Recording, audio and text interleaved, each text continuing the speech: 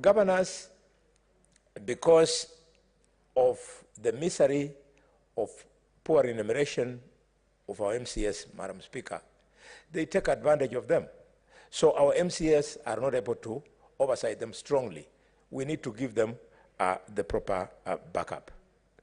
Having said that, may I inform the people of Kakamega that we are very lucky that this year the governor is going to spend 17 billion 370 million 287,053 shillings. He has no excuse. We expect the governor of Kakamega to hit the road running, to ensure that stalled projects, Mumiasi Hospital, Butere Hospital, Nambacha Market, Malinya Market, Khaega Market, Shiamahubu Hospital, they should be completed quickly together with the Bohongo Stadium, because the money is there in billions of shillings. Madam Speaker, this applies across the board, and therefore we have every reason to insist that they perform. Finally, but not least, I, at the risk of anticipating debate, my vice chair is not here. There's a bill I have seen which has come through the National Assembly. It's looking for our concurrence. Colleagues, it is trying to shift public debt from being benchmarked on debt ceiling to anchoring so that the debt is a percentage of the GDP, which is the modern way of doing things.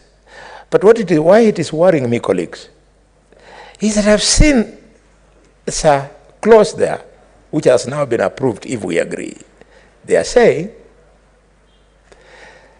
that whereas it should be anticipated to be at 55% and the cabinet secretary can be allowed to borrow at not more than 5%, they are saying that for 5 years, this clause should be suspended.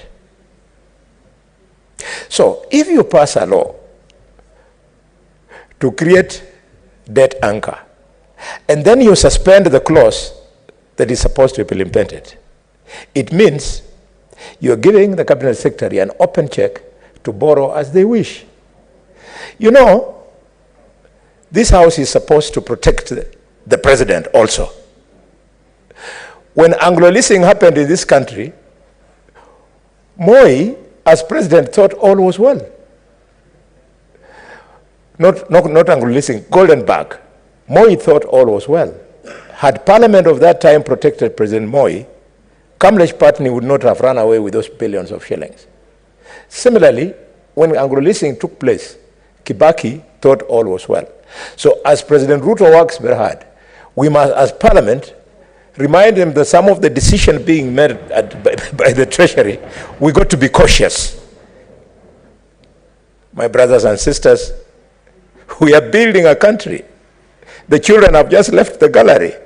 So if we don't grow the economy so that those children are better off, it means all of them will just find themselves in the streets, jobless, the way today we have 4 million children on the streets, and yet they are holders of degrees, diplomas,